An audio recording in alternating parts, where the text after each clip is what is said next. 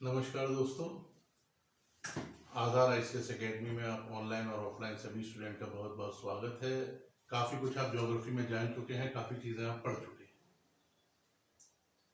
तो basic class में हमने जो बताया था वो आपको कर्क रेखा, मकर रेखाएं इत्यादि के बारे में सारी चीज़ें बताई थी, जरूर आपको बताए थे। तो ये लेक्चर भी सब आप रिवाइज करते जा रहे होंगे, तभी आप आगे समझ पाएंगे। तो आज हम बात करेंगे पृथ्वी के भूगर्भिक इतिहास के बारे में।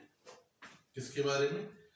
पृथ्वी के भूगर्भिक इतिहास के बारे में। अब समस्या ये है कि ये होता क्या है। इस क्वेश्चन का जवाब आपको मिलेगा, लेकिन एक महत्वपूर्ण चीज याद रखिएगा कि ये टॉपिक सभी बड़े एग्जाम्स के लिए बहुत महत्वपूर्ण है। काफी सारी चीजें ऐसी हैं जो आपको इसमें याद रखनी पड़ेंगी, ठीक है।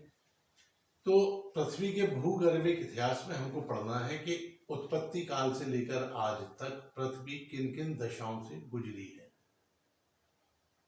पृथ्वी के उत्पत्ति काल से लेकर आज तक पृथ्वी किन किन दशाओं से गुजरी है। तो इसको अध्ययन कैसे करेंगे? तो इसके अध्ययन के लिए इसे विभिन्न युगों में बांटा गया है। युगों को फिर कल्पों में बांटा गया है, ठीक है। फिर उनके पुनः पुनः छोटे शकों में बांटा गया है। तो इनके सीक्वेंस आपको याद रखने होंगे, किसको किस में बांटा गया है ये याद रखना पड़ेगा। किस काल की क्या विशेषता है ये आपको याद रखनी पड़ेगी। तो जो नोट करना चाहते हैं वो साथ साथ नोट भी कर सकते हैं कि उत्पत्ति काल से लेकर आज तक पृथ्वी,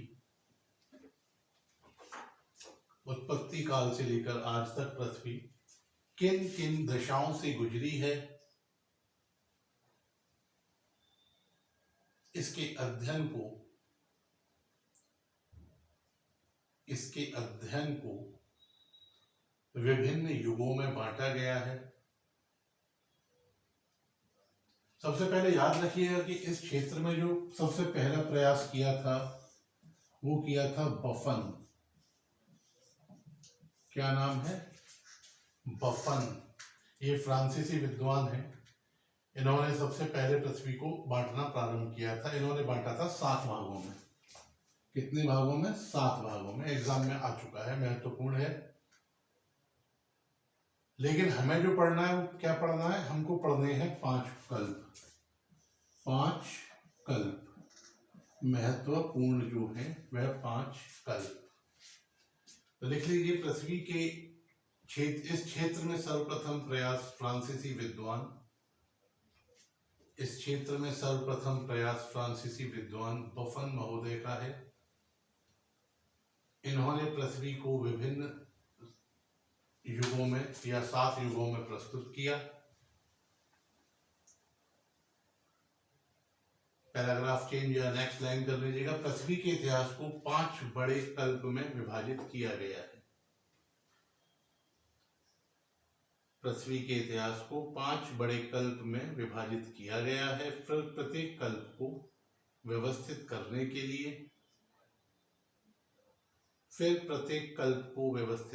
के लिए, उसे युग में बांटा गया और प्रत्येक युग को पुनः छोटे छोटे शक में बांटा गया, ठीक है। तो सबसे पहले इसमें जो बात करेंगे, जो पहला युग आएगा वो कौन सा आएगा? जो पहला युग है वो है प्री कैम्ब्रियन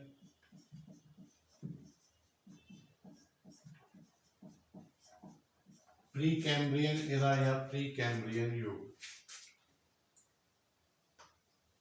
इसका समय लिख लीजिए, पृथ्वी के जन्म से लेकर 50 करोड़ों वर्ष पूर्व तक। पृथ्वी के जन्म से लेकर 50 करोड़ों वर्ष पूर्व तक लिखा। तो इसमें महत्वपूर्ण क्या है? सबसे पहले इसमें जो महत्वपूर्ण है वो है कि यह पहला भूगर्भिक युग है। हाँ, लिखते जाइए, नो प्रॉब्लम। ज्यादातर लिखने का ही है आज के इस टॉपिक में कि यह पहला भूगर्भिक युग है। इस समय इस समय पृथ्वी की भूपर्पटी या क्रस्ट, पृथ्वी की भूपर्पटी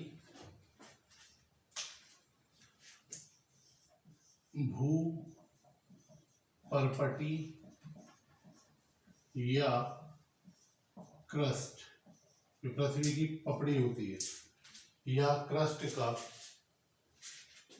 निर्माण हो रहा था।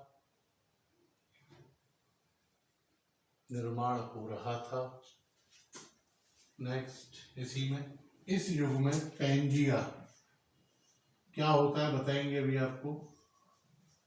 पैंजिया का निर्माण हुआ।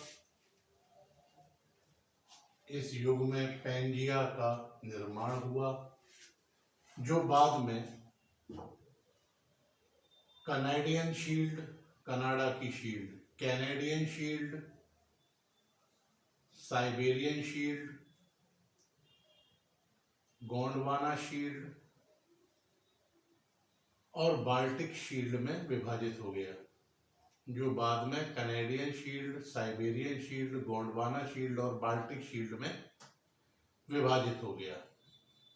ठीक है, तो प्री कैम्ब्रियन युग में आपको इतना ही याद रखना है। और याद रखिएगा, जो टाइमिंग आप लिख रहे हैं, पीरियड लिख रहे हैं, इनमें हेर फेर किताबों में आपको मिल सकती है। ठीक है, यहां तक हुआ प्री कैम्ब्रियन। यहां तक प्री कैम्ब्रियन में आपको इतना ही ध्यान रखना है। अब सेकंड एरा है, जो सेकंड एरा है वो है पेलियोजोइक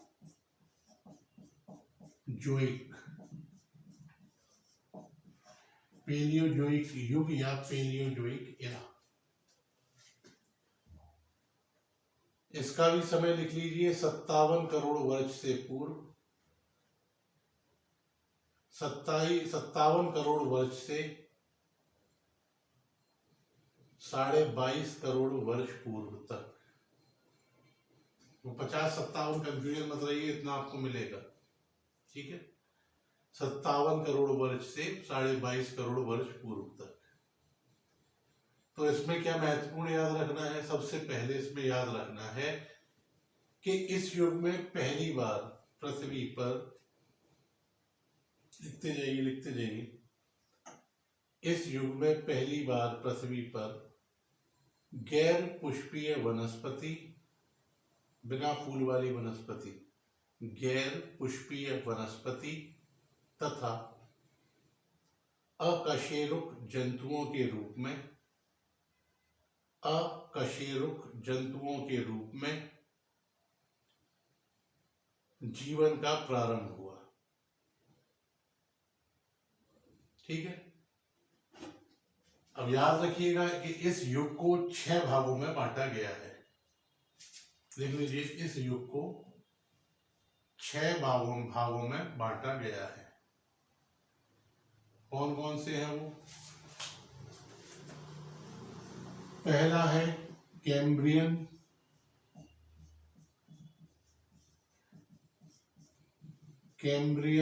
काल।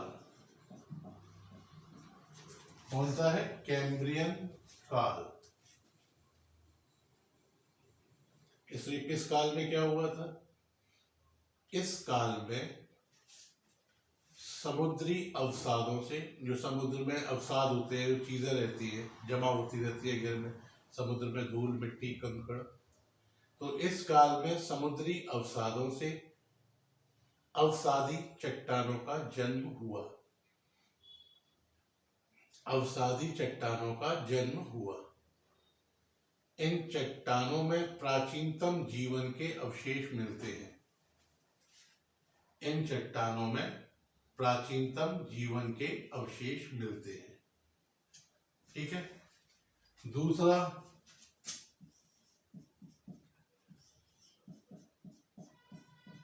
ओर्डोविसियन काल, ओर्डोविसियन काल। इसमें क्या महत्वपूर्ण है, इसमें दो चीजें याद रखनी है कि इस काल में समुद्र के विस्तार ने, इस काल में समुद्र के विस्तार ने उत्तरी अमेरिका का आधा भाग डुबा दिया था। उत्तरी अमेरिका का आधा भाग डुबा दिया था। और दूसरा याद रखना है कि पूर्वी अमेरिका में टेक्टोनियन पर्वत निर्माणकारी गतिविधियां, कौन सी? टेक्टोनियन,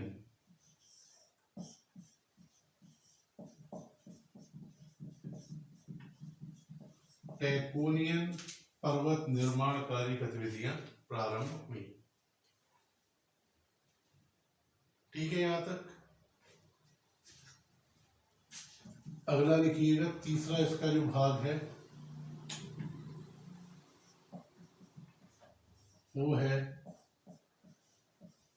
सिल्यूरियन काल। सिल्यूरियन काल, इसमें आपको एक चीज याद रखनी है कि इस काल में फेफड़े वाले जंतुओं और मछलियों का जन्म हुआ। इस काल में फेफड़े वाले जंतुओं और मछलियों का जन्म हुआ। जो इसका नेक्स्ट है वो है डेवोनियन काल। कौन सा है? डेवोनियन काल। इस काल में आपको जो ध्यान रखना है वो लिखिए, महाद्वीपों पर ऊंची पर्वत श्रृंखला विकसित हुई। महाद्वीपों पर ऊंची पर्वत श्रृंखला विकसित हुई। समुद्रों में प्रवालों का निर्माण प्रारंभ हुआ। प्रवाल व्यक्तियों में आपको डिटेल में बताएंगे और इसके बारे में। समुद्रों में प्रवालों का निर्माण प्रारंभ हुआ। पहला उभयचर तथा कशेरुकी प्राणी अस्तित्व में आया। पहला उभयचर तथा कशेरुकी प्राणी अस्तित्व में आया। जो इसका अगला है, fifth and most important, Carboniferous काल।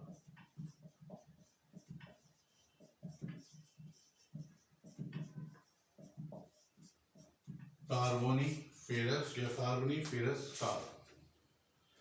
इस काल में क्या हुआ, लिखते जाइए, समझते जाइए। इस काल में तापमान और आर्द्रता में वृद्धि हुई। इस काल में तापमान और आर्द्रता में वृद्धि हुई, जिसके कारण अत्यधिक वर्षा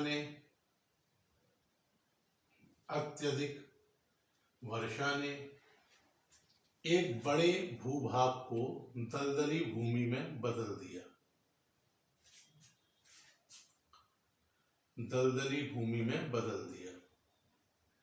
सघन वनों ने काफी बड़े क्षेत्रों को आवृत कर लिया। सघन वनों ने काफी बड़े क्षेत्रों को भर दिया, ऐसे भी समझ सकते हैं, लेकिन भाषा लिखिए ऑफिशियल।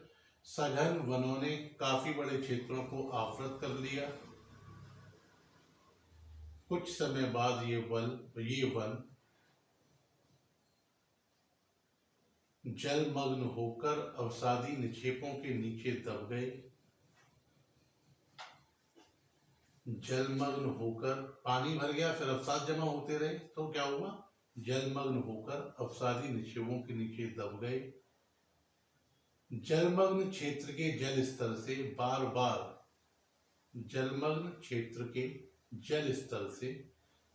बार जल ऊपर नीचे जाने की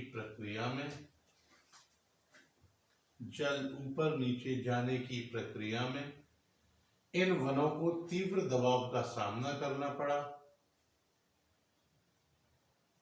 इन वनों को तीव्र दबाव का सामना करना पड़ा। परिणाम स्वरूप ये वन कोयले में बदल गए। इसलिए इस काल को कार्बोनिफेरस नाम दिया गया। यही कोयला हम निकालते हैं। ठीक है। नेक्स्ट और लास्ट इसका पर्मियन काल। कौन सा है? पर्मियन काल। तो इसके विषय में एक चीज याद रखनी है कि इस काल में कोणधारी वनों का या कोणधारी वनों की प्रचुरता थी। इस काल में कोणधारी वनों की प्रचुरता थी। ठीक है। अब तीसरा पढ़ेंगे। तीसरा अब जो आप पढ़ेंगे वो है मेसोजोइक युग। कौन सा?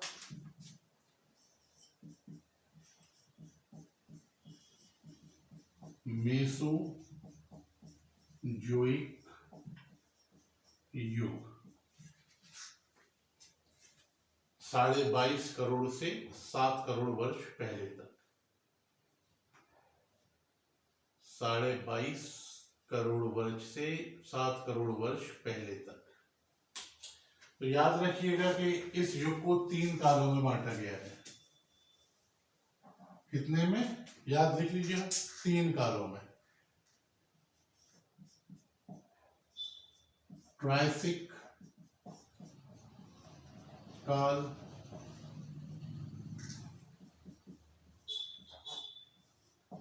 जुरैसिक काल और तीसरा क्रिटेशियस काल।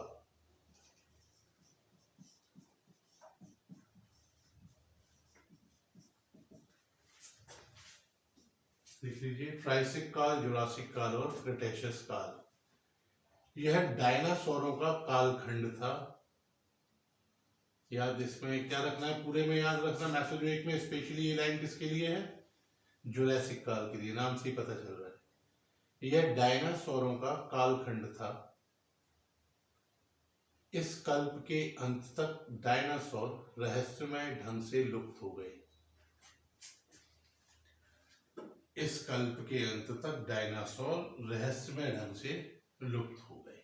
ठीक है। अगला युग जो आपको देखना है वो है सेनोजोइक युग।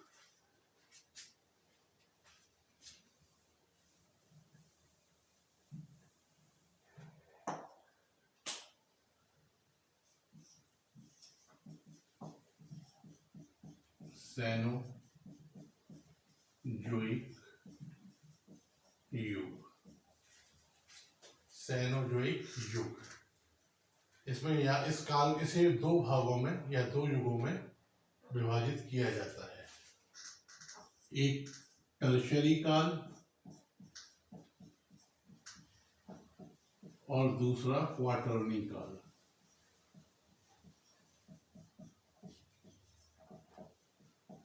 इसमें यहाँ एक चीज आपको कंफ्यूजन दूर कर दें कि ये 2 भाग तो हैं, लेकिन यही आपका 5वां इरा भी है। क्वार्टरनी काल ही क्या है? 5वां युग भी है। ठीक है। ये याद रखिएगा, क्वार्टरनी काल या क्वार्टरनी युग। ठीक। तो इसका जो समय है टर्शियस काल का, ये है 6.3 करोड़ वर्ष से 1 करोड़ वर्ष पूर्व तक। 6.3 करोड़ वर्ष से 1 करोड़ वर्ष पूर्व तक। और क्वार्टरनी काल का जो है ये है 1 करोड़ वर्ष से वर्तमान तक। 1 करोड़ वर्ष से वर्तमान तक। तो इसमें सबसे पहले बात करेंगे टर्शियरी काल की। ठीक है। टर्शियरी काल को 5 युगों में बांटा गया है। 5 युगों में बांटा गया है। ठीक है। पहला पेलियोसीन युग, पेलियोसीन युग। इसमें क्या महत्वपूर्ण याद रखना है? इसमें महत्वपूर्ण याद रखना है कि वर्तमान घोड़े का सबसे प्राचीन रूप इस काल में विकसित हुआ। क्या हुआ? वर्तमान घोड़े का सबसे प्राचीन रूप इस काल में विकसित हुआ। घास युक्त क्षेत्रों में वृद्धि हुई, घास युक्त क्षेत्रों में वृद्धि हुई। ठीक है, ये दो चीजें इसके लिए। दूसरा है एओसीन, एओसीन। इसमें क्या हुआ? इस युग में पृथ्वी के अंदर से, इस युग में पृथ्वी के अंदर से लावा बाहर आया, पृथ्वी की सतह पर आया। पृथ्वी के अंदर से लावा पृथ्वी की सतह पर आया। स्तनधारी प्राणियों, फलदार पेड़ पौधों तथा स्तनधारी प्राणियों, फलदार पेड़ पौधों तथा अनाजों की कई प्रजातियां विकसित हुई। ठीक है। इसी का तीसरा है ओलिगोसीन, ओलिगोसीन। इसमें क्या याद रखना है? इसमें जो महत्वपूर्ण है वो है अल्पाइन पर्वत निर्माण की प्रक्रिया का प्रारंभ। कौन से? अल्पाइन पर्वत निर्माण की प्रक्रिया का प्रारंभ तथा मानव आकार के कपियों का अस्तित्व में आना। जो गोरिल्ला आप कहते हैं, जिनसे वर्तमान मानव का विकास हुआ, मानव आकार के कपियों का अस्तित्व में आना। चौथा है मियोसीन या मायोसीन। मियोसीन में क्या है? इस युग में व्हेल मछली तथा बंदर का आविर्भाव हुआ। इस युग में व्हेल मछली तथा बंदर का आविर्भाव हुआ। और इसका लास्ट है जो पांचवा, वो है प्लायोसीन, प्लायोसीन। प्लायोसीन में क्या हुआ? प्लायोसीन युग में विस्तृत मैदानों का विकास हुआ। क्या हुआ? विस्तृत मैदानों का विकास हुआ। ठीक है। अब पांचवा डाल लीजिए, क्वार्टरनी युग। बताया इसका भाग भी है और एक अलग काल भी। क्वार्टरनी युग, इसको दो भागों में बांटा गया। कितने भागों में? दो बांटों में। प्लास्टोसीन,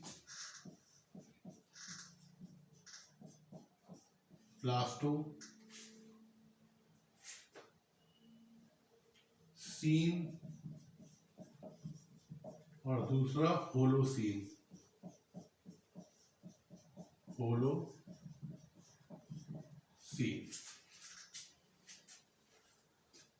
तो प्लास्टोसीन में क्या याद रखना है कि इस युग में तापमान का स्तर, हाँ लिखते भी जाइए, इस युग में तापमान का स्तर इतना नीचे आ गया, इतना नीचे आ गया कि संपूर्ण उत्तरी अमेरिका, संपूर्ण उत्तरी अमेरिका, उत्तरी अफ्रीका, यूरोप, आर्कटिक और अंटार्कटिका, यूरोप, आर्कटिक और अंटार्कटिका बर्फ की मोटी चादर से ढक गए, बर्फ की मोटी चादर से ढक गए। इसलिए इस चरण को हम हिमयुग की संज्ञा देते हैं। इसलिए इस चरण को हम हिमयुग की संज्ञा देते हैं। हिम आच्छादन के फलस्वरूप या बर्फबारी के कारण हिम आच्छादन के फलस्वरूप बड़े जंतु विलुप्त हो गए। हिम आच्छादन के कारण बड़े जंतु विलुप्त हो गए और जो बचे उन्होंने अपने शरीर पर बालों का विकास कर लिया अथवा पक्षियों के रूप में विकसित हो गए। और जो बच्चे उन्होंने अपने शरीर पर बालों का विकास कर लिया अथवा पक्षियों के रूप में विकसित हो गए। स्तनधारियों का विकास बहुत तेजी से हुआ। स्तनधारियों का विकास बहुत तेजी से हुआ। हिम चादर की स्थिति में 4 बार परिवर्तन हुआ। पैराग्राफ या नेक्स्ट पॉइंट कर लीजिएगा। हिम चादर जो बर्फ जमी थी ये बर्फ 4 बार बदली। जो हिम की चादर थी उसमें परिवर्तन कितनी बार हुआ? 4 बार हुआ। तो हिम चादर की स्थिति में 4 बार परिवर्तन हुआ, जिस कारण या जिसके आधार पर हिमयुग को 4 चरणों या 4 भागों में बांटा गया। कौन कौन से? गुंज, मृणल, रिस और पहले पढ़ा है इसके बारे में आपने? नहीं। उर्म। इनका सीक्वेंस आ सकता है, याद रखिएगा एग्जाम में। किसमें? गुंज, मृणल, रिस और उर्मा या उर्म या उर्मा में बांटा गया। 2 चरणों के बीच के समय को अंतर हिमानी काल कहा जाता है। क्या कहा जाता है? अंतर हिमानी काल। नेक्स्ट है इसमें होलोसीन। होलोसीन होलोसीन में क्या है? इस युग में मानव तथा प्राकृतिक पर्यावरण के साथ उसके प्रारंभिक संबंधों में प्रगाढ़ता आई, या इस युग में मानव तथा प्राकृतिक पर्यावरण में क्या हुआ कि आपसी व्यवहारों में गहनता आई। तो आज के लिए आपका जो पढ़ना है, आपको इस टॉपिक में आपको इतना ही पढ़ना है। डेली के क्लास नोट रिवाइज रखिए। जिन लोगों ने अभी तक चैनल को सब्सक्राइब नहीं किया प्लीज सब्सक्राइब करें, ताकि और लोगों के साथ शेयर भी करें इसे, ताकि उन तक भी ये नॉलेज पहुंच सके। चीज़ें थोड़ा इजी वे में आपको लेकर जा रहे हैं ताकि चीज़ों को आप समझ सकें। साथ साथ फैक्टर इन्फॉर्मेशन भी इसमें आपको मिलती जाएंगी। तो आज के लिए आप सभी का बहुत बहुत धन्यवाद। नेक्स्ट लेक्चर में फिर से आपसे मुलाकात होगी। Thank you.